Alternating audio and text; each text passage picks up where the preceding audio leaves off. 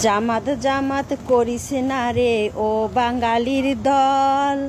আরে জামাত ক্ষমতায় আসলে তোরা কি করিবি?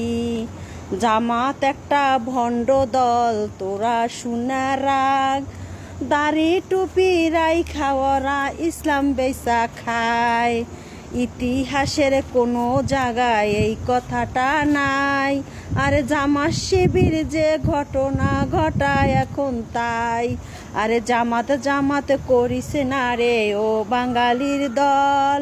ওরে জামাত শিবির রাজাকার, তোরা শুইনা রাগ।